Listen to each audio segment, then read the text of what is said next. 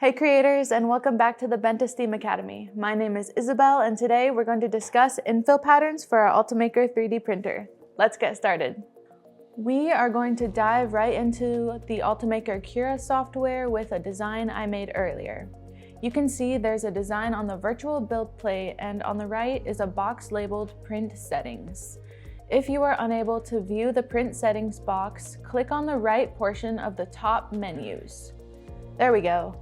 The Print Settings box will allow us to make changes to the inside of our design and the overall characteristics of the outside surfaces. First, you'll see the Profiles title, and under that is the Resolution drop-down menu. These profiles are predetermined settings that allow you to quickly get printing, but you can make adjustments after. You can see options for extra fine, fine, normal, and draft quality. The number listed is the layer thickness. So finer layers will take a longer time to print, but be less visible in the final print. Take a look at this design. It was printed with draft quality. If you look up close, you can see the layer lines are quite easy to see. You want to tailor this setting to the desired look of your final design. Next, we are going to skip down to the strength section. You will notice two of the options are called Infill Density and Infill Pattern.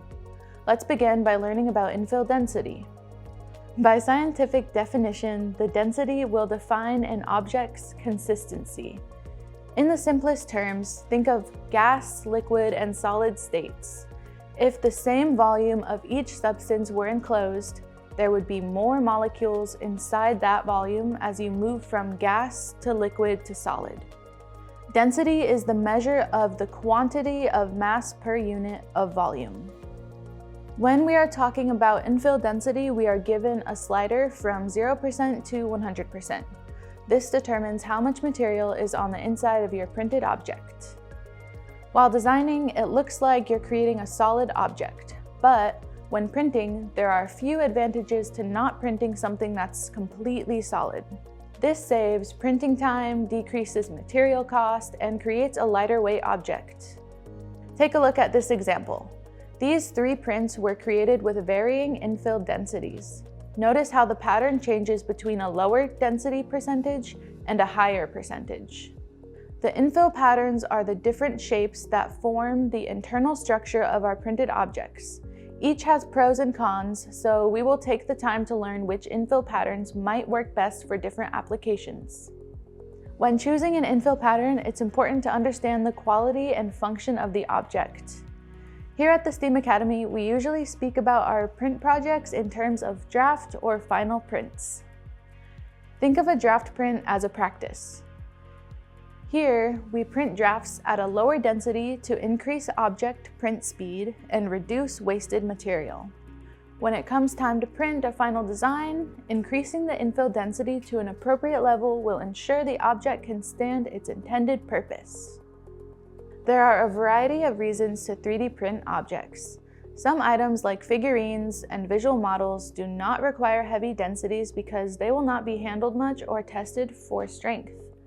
Others like mechanical parts and functional tools rely on their strength and therefore should have a higher percentage of infill. A third category of objects would be flexible objects. Specific printing material and infill patterns allow for final objects to be strong yet flexible. Let's start by talking about visual models and figurines. These items tend to be on the more fragile side. They are not used or tested rigorously. This can also include rough draft prints. For this category, the structure inside does not need to be extremely strong, so patterns that use less materials and quicker print times are often best. These include lines, zigzag, and lightning patterns. The lines pattern creates a series of parallel lines that rotates 90 degrees with each layer. Each line stops and starts at the edge of the print. Zigzag creates a wide pattern from end wall to end wall. Resembling shoelaces, this pattern tends to be better with softer filament options because the infill is continuously extruding. The lightning pattern creates a jagged internal structure with low density near the bottom and increasing density towards the top of the print. This saves both print time and material by reducing support of lower layers and increasing support at higher layers of the print. Another category we can look at is generic or standard prints.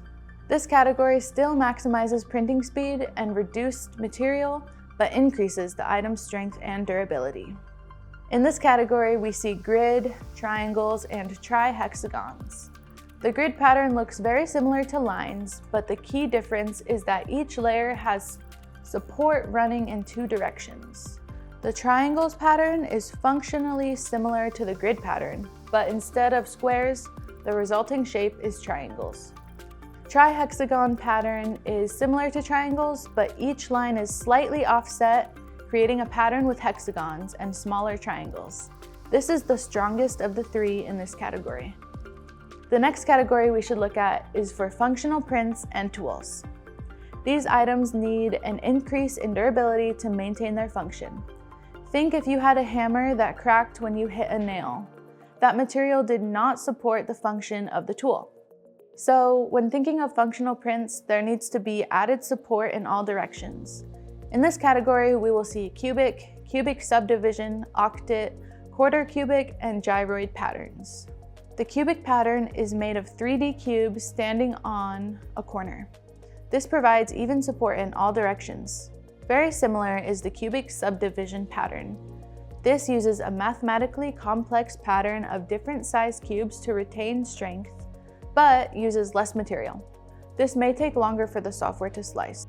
The octet pattern is made up of cubes and triangular pyramids.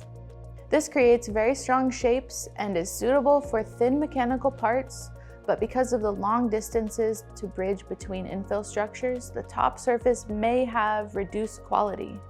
Quarter cubic is very similar to octet. Quarter cubic uses triangular pyramids in varying sizes. This is best used for thin parts. Lastly, gyroid infill creates wavy lines in varying directions to create a very strong infill. It is a strong support in all directions, but also very complex, so slicing time is extended. Finally, let's discuss flexible infill patterns. These would be concentric, cross, and cross 3D. Concentric creates rings that follow the outside shape of the object. At low infill, this is structurally quite weak, which allows it to be flexible, but at 100% infill, this is the strongest fill pattern because the lines do not have intersection points and can transfer load evenly all around. Cross is a 2D pattern that reduces long straight lines. This creates flexibility in the horizontal plane, but there is little flexibility in the vertical plane. Cross 3D takes horizontal flexibility from the cross pattern and increases the vertical flexibility as well. The flexible infill patterns are weak in some or all directions, which allows for flexibility. But they need to be used with flexible filament to achieve flexibility and not breakability. Thank you for joining me in today's video. If you want to see more content like this, make sure to like and subscribe to our channel. See you in another video soon, and as always, keep creating.